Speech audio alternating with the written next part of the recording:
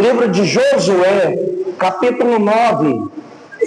Quem encontrou, diga glória a Deus. Louvado seja o nome do Senhor. Irmãos, nós vamos ler a partir do verso 3. Josué, capítulo 9, a partir do verso 3. Que diz assim: todos acharam, meus irmãos? Eu vou aguardar os irmãos procurar. Enquanto você procura, diga glória a Deus. Eu quero prestar aqui meus atributos de gratidão. Em primeiro, a Deus que nos otorgou essa oportunidade. E em segundo lugar, eu queria agradecer à Junta de Obreiro, que tem sido sempre esse braço forte, essa coluna sustentadora dessa obra. Nosso irmão Lazinho, nossa irmã Daísa, a nossa irmã Olívia, né, que tem sido também bem presente, e os irmãos que têm sido presentes na participação. Nosso irmão Olívia, Deus abençoe de uma forma espantosa, né, e que todos sejam tocados nessa manhã, porque Deus tem algo profundo para nossas vidas aqui hoje. Queria agradecer também a oportunidade do nosso irmão pastor Alex Mendes, né, que tem sempre abrido essa oportunidade para os obreiros da casa de Deus crescer, né, e também ter os seus lugares na obra. Porque, meus irmãos, nada melhor do que se sentir útil. Quem se sente útil na casa de Deus, diga glória a Deus. Quando você não é lembrado, parece que você está esquecido. Mas quando você é lembrado, você sente que algo em você tem importância. E isso te faz você investir mais no seu ministério. A pessoa preocupa mais em ler a Bíblia. Não, vou ler mais, eu vou participar mais, eu vou ter mais acesso, porque o dia que a oportunidade chegar para mim, eu tenho habilidade para exercer. Isso é muito importante, meus irmãos. Josué capítulo 9, versículo 3, diz assim: enquanto os habitantes de Gibeão ouviram o que Josué havia feito a Jericó, a Ai, eles agiram com astúcia. Eles foram e fizeram-se de embaixadores e levaram sacos velhos sobre os seus jumentos, garrafas de vinho velhas, rotas remendadas, e nos seus pés calçados velhos e sussurrados, usando vestes velhas. E todo o pão da sua provisão estava seco e mofado. Eles foram até Josué no acampamento de Gilgal e disseram, tanto ele quanto os homens de Israel, nós vimos de uma nação distante. Agora fazei um pacto conosco. E os homens de Israel disseram aos hebeus, porventura habitais no meio de nós? Como, pois, faremos um pacto convosco? E eles disseram a Josué, nós somos teus servos. E Josué disse, quem sois vós? E de onde vinde vós?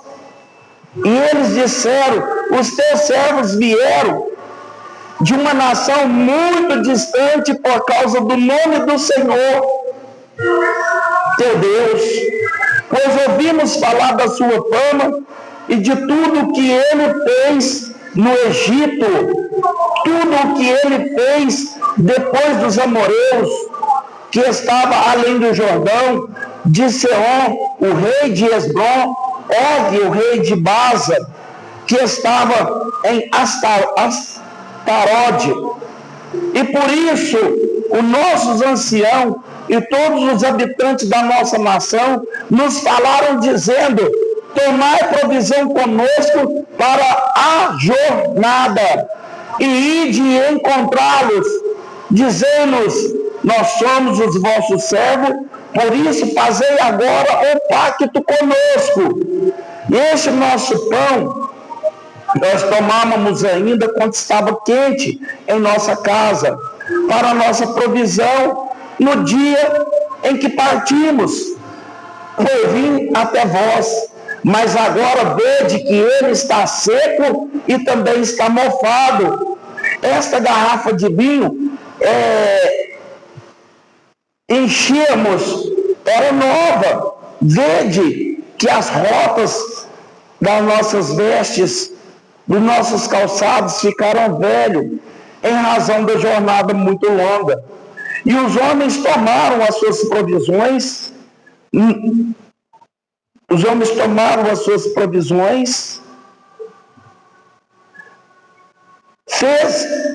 pediram conselho não pediram conselho da boca do Senhor, e Josué fez a paz com eles, e fez um pacto com eles, e deixou-nos viver. Os príncipes da congregação juraram e sucederam que no final de 3 dias, após terem feito um pacto, ouviram que eles eram vizinhos. Levanta o seu exemplar bem alto assim nas suas mãos e diga: Senhor meu Deus. Bem forte, diga: Senhor meu Deus, esta é a tua palavra. Senhor meu Deus, fala conosco através do teu Espírito Santo, em nome do Pai, do Filho e do Espírito Santo. Amém. E graças a Deus. Podem assentar e bater palmas para Jesus. Aleluia. Louvado seja Deus. Irmãos, Josué, ele ficou espantado diante de Deus com 3 coisas que Deus fez uma colocação para ele. Primeiro, Deus falou com ele: Josué, oi, Moisés, o meu servo, está morto. Ele já estava até esquecendo disso. Aí o que ele fez? Em reverência ao Senhor, ele desceu. Estava doloroso, irmão, porque Moisés foi um grande homem de Deus. Quando Moisés saiu do meio do povo, foi como se tivesse ficado uma solidão no coração de todos. Então ele também tinha aquela solidão, então ele se prostrou em forma de reverência. E ele: sim, Senhor, eu entendo. Eu estou sofrendo por causa disso, não está sendo fácil. A segunda sugestão que Deus fez para ele: Josué, levanta. Aí ele levantou. Agora sede corajoso e esforçai, e possuai a terra que eu prometi para os seus ancestrais, terra boa, que mana leite e que mana mel. Sim, Senhor. Terceira sugestão: não façais pacto com as nações que lá está, que são 7 nações. Não façais pacto. Sim, Senhor. Agora vade, sede corajoso, tem de bom ânimo, esforça-te e eu serei contigo. Deus mandou, meus irmãos, Josué ir. E Josué lá vai. Só que na hora que Josué chega e ele olha porque Canaã estava lá atrás e o Jericó estava na frente. O Jericó estava na frente deles. E ele vai primeiramente sozinho. Ele dá uma olhada como que eles iam passar para chegar até Jericó, mas não tinha probabilidade, porque Jericó estava pegando a ponta do rio até a ponta do outro rio. Então não tinha como eles passar, porque a muralha estava bem na frente. E a muralha era de 30 metros de altura e ela tinha 6 metros de largura. Os historiadores falam que os cavalos de guerra andavam em cima da muralha. Não tinha como eles passar. E Josué olhava assim, e ele não via uma probabilidade dele cumprir com o projeto que Deus tinha confiabilizado na mão dele. E Deus, conhecendo o coração dele, o que Deus fez? Eu creio que Deus se teofanou em um anjo. E Deus teofanou em um anjo e apareceu na frente de Josué, em Bequim, um homem vestido de guerra, com espada desembainhada. E Josué olha e vê aquele homem de guerra, com espada desembainhada. E Josué fala com aquele homem assim: quem é você? Ele fala assim: eu sou o príncipe enviado do céu, o príncipe de Deus. E ele fala assim: você é por nós? Você é nosso amigo? Você está do nosso lado? Ou você é contra nós? Ou você está contra? Sabe o que o homem falou para ele? Na hora que o homem falou que ele era um príncipe, ele já prostou, né? Então, quer dizer, aquele príncipe não era um príncipe normal, porque se fosse um anjo, o anjo não aceita adoração. O anjo não aceita o homem curvar diante dele. Certamente ele iria falar o que ele falou para o João: levanta, eu também sou o seu conservo. Mas ele não falou nada. Ele ficou calado quando ele prostou.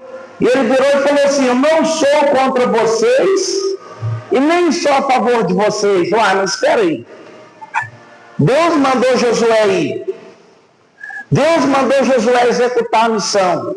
Josué estava todo cheio de empecilho, de dúvida, com todo o obstáculo no seu caminho.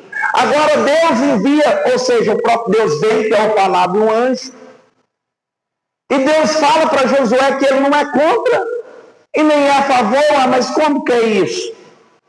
Como que é isso? Ele tinha que estar contra, ele tinha que estar a favor. Como que é isso? Porque Deus, meus irmãos, escute isso. Deus, ele não é contra você. E Deus também não é ao seu favor. Deus não é. Ué, pregador, mas que hora então que eu vou saber se Deus é contra ou a favor? Na hora que você faz o que Deus está mandando.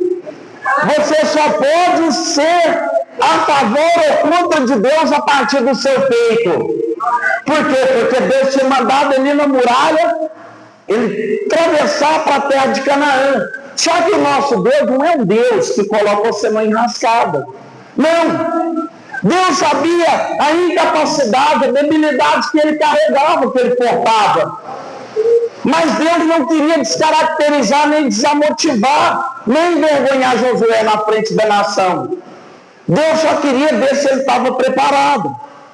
E Deus viu no coração dele um pouco de desmotivação, porque a muralha era alta.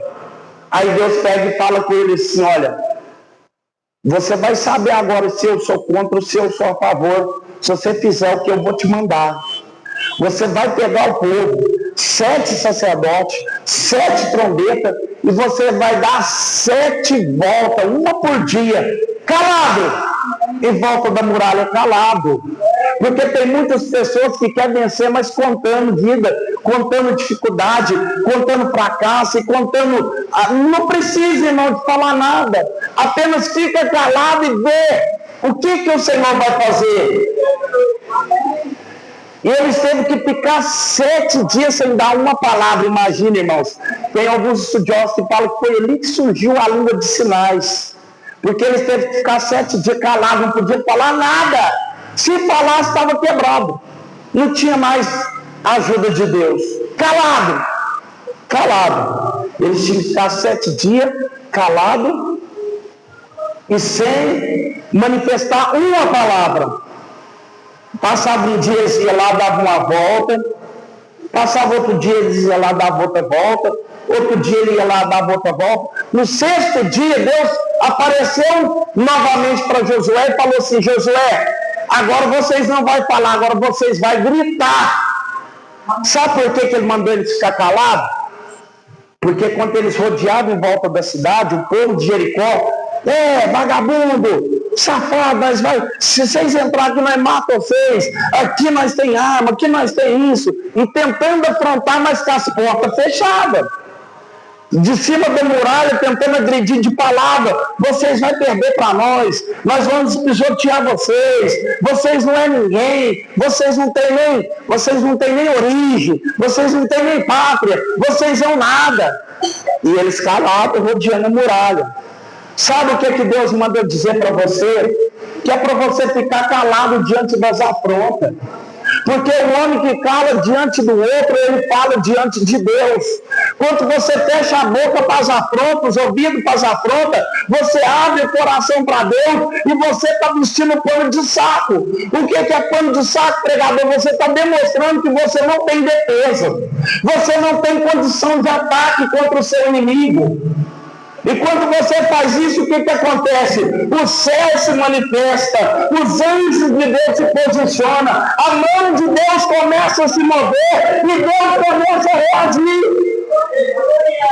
E ali Deus já estava na ação divina, em prol daquele povo, e quando chegou no 7º dia, meus irmãos, as muralhas ficou rente para o chão. Muralha de 30 metros e 6 metros de largura, ficou rente para o chão, elas implodiram.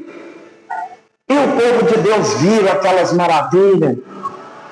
E eles passaram, perderam em Ai, mas depois ganhou. Por que eles perderam em Ai? Porque eles esqueceram de apresentar diante do altar.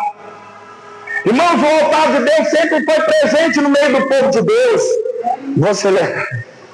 O altar de Deus sempre foi presente no meio do povo de Deus. No dia que eles foram invadir Ai, falou, não, mandou 2 espias lá, falou, não precisa nem de mandar todo mundo. Uns 3 mil homens, nós vemos aquela cidade, é pequenininha. Eles não perguntaram para Deus como tinha que fazer.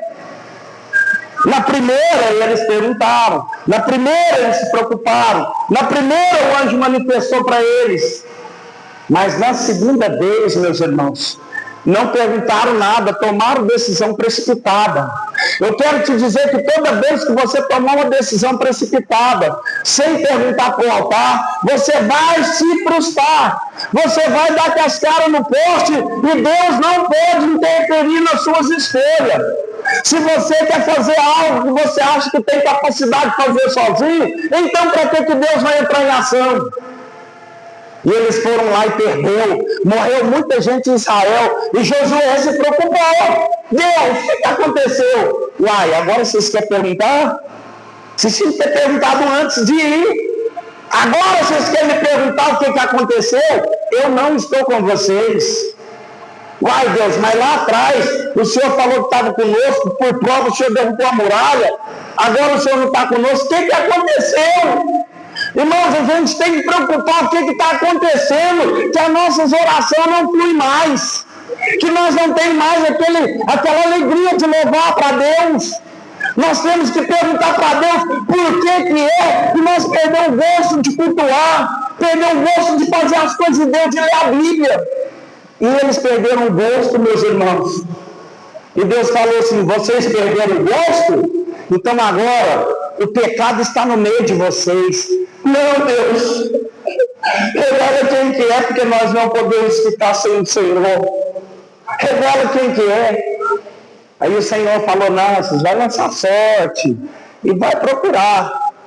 Depois que vocês quebrar bastante a cabeça, eu falo quem é. Aí na hora que eles fez todo o trajeto, eles falaram, foi Acã. Foi lá e mataram a família de Acã, e venceram o Ai, e tocaram o barco. Chegou diante agora outro obstáculo, meus irmãos, porque é 1 leão por dia. Não fica pensando que você aceitou Jesus, que as coisas vão se alinhar, que você vai ter êxito em tudo que você vai fazer, que não vai ser não. Você vai ter problema dentro da igreja, talvez você ache que igreja é céu. Não, igreja é lugar de pecador arrependido. Igreja é lugar de você buscar a Deus, mas não quer dizer que você já está no céu não. Você vai ter problema dentro da igreja, dentro de casa, com a família, no serviço, no trabalho. Só uma coisa eu te falo, você vai ter a revelação de Deus para sobressair em todos os problemas que vier na sua vida. Aleluia, Jesus. Aleluia. Meus irmãos, e o que aconteceu? Eles estavam diante do Jordão. Deus revelou de novo, pega os levitas, põe na frente com a arca, o sacerdote, manda eles pisar no Jordão. O Jordão estava em cheia, o Jordão partiu, eles passou, agora eles chegam em Gilgal. Na hora que eles chegam em Gilgal, o problema era outro. Cada estágio que você passa tem um problema. Quando você era jovem, você tinha o problema de jovem. Quando você era criança, você tinha os problemas de criança, as palmadas, as proibições, os castigos da mamãe, mas do papai. Aí você virou adolescente, aí o papai já começou a cobrar. Não se vicie, feliz, você já está grandinho, né? Os problemas já. Aí você ficou adulto, e esse problema aumentou, quer casar. Aí você casa, os problema de casado. Né? E cada etapa da nossa vida é problemática, meus irmãos. É por isso que Jesus falou: eu não vou deixar órfão, eu vou enviar o Espírito Santo Consolador, que o mundo não conhece, mas vós conheceis, porque ele habita no meio de vós, e ele vos fará convencer de todo pecado. Então agora eles estão com um novo problema. O que é? 5 reis. 5 reis. E no meio desses 5 reis, vou falar só de um, porque meu tempo não me permite mais.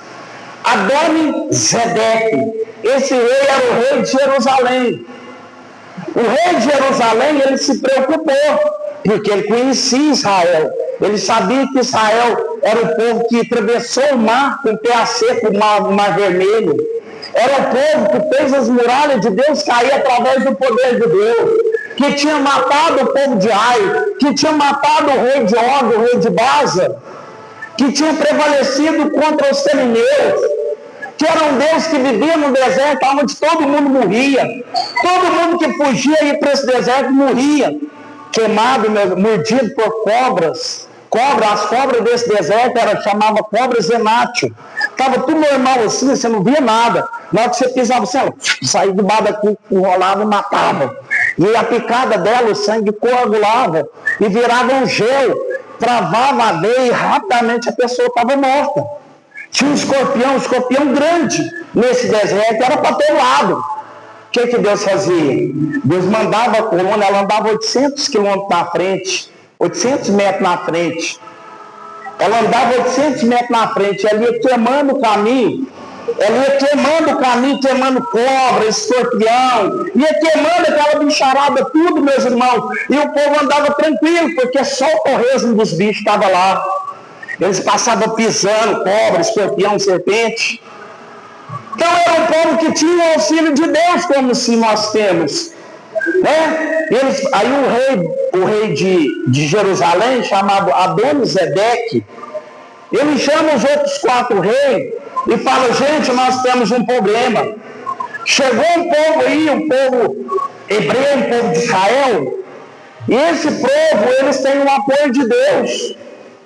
Se nós não resolver com eles, eles vão tomar nossas propriedades. Eles vão pôr nós para fora da terra, porque o Deus deles mandou eles colocar nós para fora da terra e tomar nossa terra.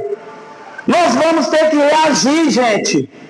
Vamos juntar todo mundo e vamos reagir. Aí um deles foi muito esperto e falou assim: já sei. Vamos atrás dos gibeonitas. Porque os gibeonitas, meus irmãos, eram aqueles que davam um boi para não entrar, mas uma boiada para não sair. Era gente resolvida. Os gibeonitas eram aqueles que não perdiam, às vezes perdiam, mas perdiam com a espada na mão lutando. Eles não corriam, eles não covardavam. Eles falaram: vamos atrás do gibeonita. Aí chegou lá, começou a conversar com ele de Gibeão. Assim, nós temos que colocar esse povo para fora, porque senão eles vão nos desapropriar, eles vão tomar aquilo que é nosso, e nós vamos ficar desprovidos, vamos fazer enquanto é tempo.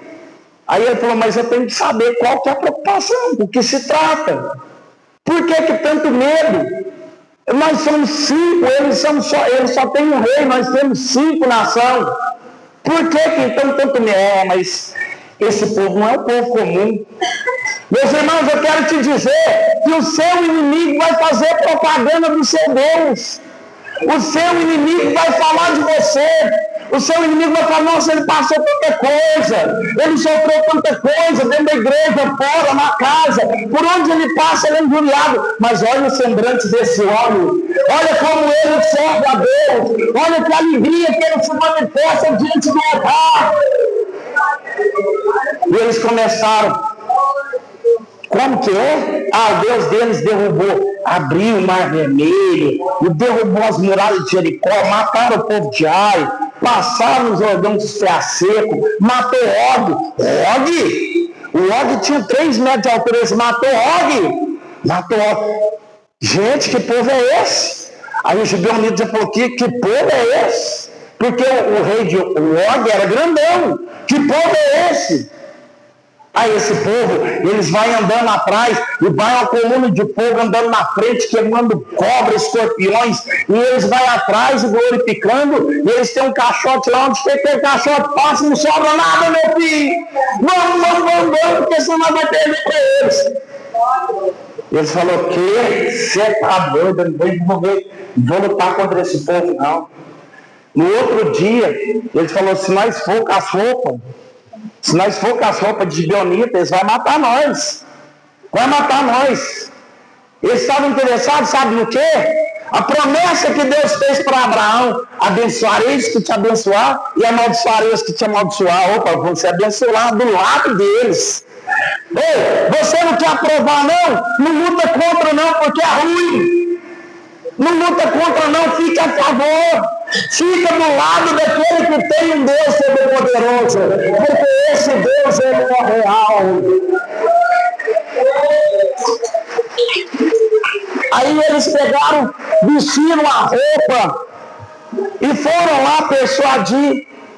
Entrou lá e falou que vinha de uma terra longe, que tinha trazido um pão, que quando ele tirou da casa dele estava quente, agora ele está amorfado, embolorado, calçado tudo arrebentado, a roupa tudo rasgada, semblante desfalecido. Aí Josué pega e chama eles e faz um pacto com eles, resumindo. Fez um pacto com eles. E Josué, meus irmãos, ele era aquele que foi criado no altar de Deus. Josué, ele aprendeu as leis através de Moisés. Ele sabia que a palavra de um homem, ela não volta para trás. Porque Deus não retrocede a sua palavra. A Bíblia diz no livro de Isaías 55:11 que a palavra de Deus não volta vazia sem antes obter o resultado para o qual foi enviada. A palavra de Deus nos diz em Números capítulo 16, no verso 19, que Deus não é homem para que minta, e nem filho do homem para que se arrependa. Ele falou, eu falei, está falado, minha boca é uma boca santa e eu tenho que zelar pelo que eu falo. E ele fez um pacto, e pacto feito com Josué é prego virado de ponta para cima, meu filho. Não tem remoção. E eles fizeram um pacto. E os Gibeonitas entrou para dentro, então agora eles se sentiam hebreu, agora eles podiam dançar na frente do altar, agora eles podiam pular, porque eles fizeram uma aliança com quem? Com Josué, e Josué significa Jesus. Eles fizeram uma aliança, só que passou 3 dias, eles descobriram que esses que estavam falando que tinha vindo uma terra longínqua, eram Gibeonitas que moravam do lado. Os 3, 4 dias só para chegar até onde ele estava. E eles chamaram eles então. Irmãos, meu tempo já se foi. Mas deixa eu frisar um negócio aqui. Eles chegaram com os pão embolorado e começaram a comer aquilo na frente do povo. Eles estavam tentando se forjar de coitadinho, comendo na frente do povo. E o povo ficou com tanta dó, falando, daí começou a comer junto para tentar se igualar, para tentar se nivelar. Não, daí começou a comer, aí começou a beber também do vinho velho. E o povo se sentiu dentro, não, mas é tudo uma nação que vocês comem, nós comemos, que vocês bebem, nós bebem. Começou a beber do vinho, começou a comer do pão. Sabe o que eu quero te dizer? Vai ter pessoas aqui infiltradas, mentindo, falando coisas absurdas, e você vai ter que compartilhar com ele. Vai comer com ele, você sentar na mesa dele, vai concordar com ele. Tem pessoas que assim, meus irmãos, chegam disseminando contenda na igreja. Ah, que aquele pastor ali, ele é isso, ele é aquilo. Ah, eu concordo, eu também não gosto muito dele, não, porque não sei o quê, não sei o quê. A pessoa às vezes senta com o inimigo para falar dos homens de Deus, para falar contra a igreja que o Senhor levantou. Sai da igreja falando mentira, contando coisas absurdas que nunca foi real. E aí, na hora que a verdade vem à tona, que eles falam, vocês então é mentiroso, mentiroso, vocês é de outra nação, e vocês, eu sei qual que é a vocês. O que o povo faz? Que estava comendo junto com eles? Mata eles, sacrifica eles, põe eles na forca, sacrifica eles. E os líderes, sacrifica eles, vão matar eles. Josué olha bem assim o povo, discernimento espiritual. Josué olha bem assim para o altar, porque o altar não pode parar, meus irmãos. O altar de Deus não parava. A Bíblia diz, meus irmãos, que o altar de Deus, ele tinha que ficar em andamento 24, 48. O altar de Deus não podia parar. Eu quero que vocês abram comigo para nós finalizar Levítico, capítulo 6 e no versículo 13. Versículo 13 de Levítico 6. Olha o que aqui fala Levítico 6, versículo 13. Eu sei de cor, mas eu quero abrir aqui. Diz assim, Levítico 6, 13.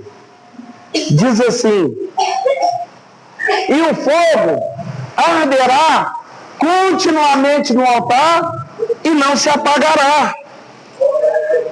O fogo arderá continuamente no altar e não se apagará. Lindo, né? A gente faz até slogan da igreja. Mas olha o que fala no 12. E o fogo sobre o altar queima, e nele não apagará. O sacerdote queimará a lenha sobre todas as manhãs, e colocará a oferta queimada de ordem sobre ele, e queimará sobre ele a gordura, e oferta de paz. Então, quer dizer, o fogo não podia apagar no altar. O povo estava todo cheio de motivação, mas ele olha para o altar assim, o fogo apagado. O fogo apagado. As bacias de bronze têm que estar cheias de água para quê? Para lavar as ofertas de sacrifício, mas estava vazia. Meus irmãos, não vai dar para me concluir. Aí o que aconteceu? Ele falou assim, olha, traz um machado aí. Aí todo mundo pensou, não, vai picar os caras. Josué, sanguinário, né? Vai picar os caras. Traz um machado aí.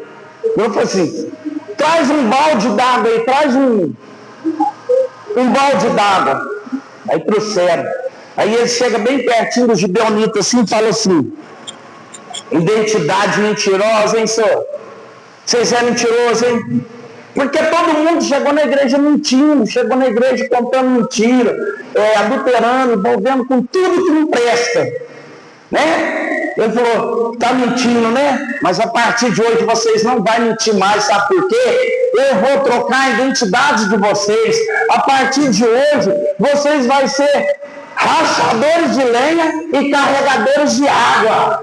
Todo mundo ficou invocado, mas não acredito, não vai matar não. Deus mata quem Deus enviou. Deus não está preocupado com mentira, com fofoca, porque todo mundo chega assim. Mas Deus está preocupado com o altar. Eles vão ser agora mantenedor do altar. Eles vão trazer lenha para manter o altar aceso e água para manter as bacias cheias. E a partir de hoje, quem mexer com eles vai mexer com nós. E eles começaram agora a fazer parte do altar. Quer parar de mentir? Aproxima ele do altar. Quer parar de contar mentira? Vai para o altar. Fofoca morre no altar. Contenda morre no altar. Calúnia morre no altar. Qualquer mazela que o homem ou a mulher tiver, é só aproximar do altar, que Deus arderá e não apaga como dia, como noite. E agora eles descobrem, meu irmão.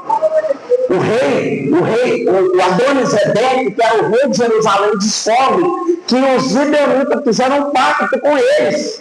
E ele ficou revoltado, falou, nós vamos matar eles. Nós foi contar um negócio para eles, eles aliou com o nosso adversário, nós vamos matar eles, vai ser nessa noite, nós vamos eliminar eles do nosso caminho. Ele agora é nosso inimigo. E aí eles mandaram um mensageiro falando lá na raia de Gibeonita, falou, nós vamos atacar vocês, não vai sobrar nem criança. Nós vamos matar até cachorro, galinha, nós vamos matar tudo. Vai passar um tsunami na casa de vocês, vai sobrar nem tijolo. Ah, é? Fizeram uma carta, mandaram para Josué. Josué, o rei de Jerusalém com mais 5 reis está querendo matar nós, está querendo varrer mais do mapa, porque nós aliamos com vocês. Vai não, porque nós estamos descendo com o exército nosso para ele. Ei, o diabo até pode querer achar que tem autoria na sua casa. Ele pode até achar que vai matar seu parente no crack, na cocaína. Ele pode até achar que vai levar sua filha para a prostituição, que vai tirar seu marido de casa. Mas quer saber de uma coisa? O exército de Deus está descendo para lutar pela causa da sua casa, da sua família, dos seus filhos. Você não é mais pagão. Você fez uma aliança com o altar. Você fez uma aliança com Deus. E essa aliança não pode ser removida.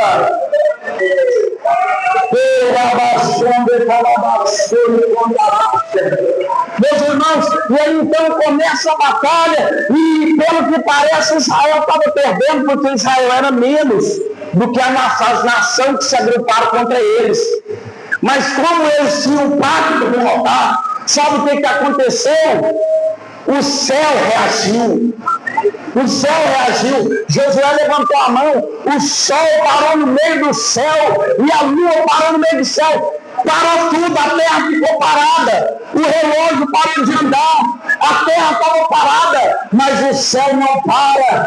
O céu estava se movimentando para gerar uma promessa de livramento para aqueles que se participaram com o altar. O céu começou a movimentar. E a Bíblia diz que Deus começou a tacar pedra lá de cima, meus irmãos. Deus é tão bom de mira que estava aquela multidão atracada de briga assim, e a pedra só acertava o inimigo. Deus não errava meus irmãos. Deus é bom de comparia, como eu quero dizer. Quando Deus virar a tua casa, ele não vai bater na casa do vizinho, é na sua. É você que ele vai abaixar a cabeça, com o livramento, com a cura, com a solução do problema, aleluia. E naquele dia foi o dia de um grande livramento. Deus eliminou todos os inimigos da página. E os israelitas ficou lá, intacto. Porque pregadores não tinham chegou, mas depois que eles aproximaram do altar, a história foi contada. Ele virou útil para a casa de Deus. E Deus então começou a visualizar a vida deles. Se você é útil para Deus, meus irmãos, pode saber que Deus luta por você. Ah, mas meu filho não é crente. Por amor a você. O seu filho está debaixo da mão de Deus. Ah, mas o meu primo é cachaceiro, é pinguço, é maconheiro. Por causa de você. O pacto de Deus respinga nele e dá livramento para ele. Você não pode salvar, porque salvação é questão de escolha. Mas livramento, Deus tem um livramento para a sua casa, meus irmãos. E aquilo que eu não falei, que o Espírito de Deus permaneça a falar em cada coração.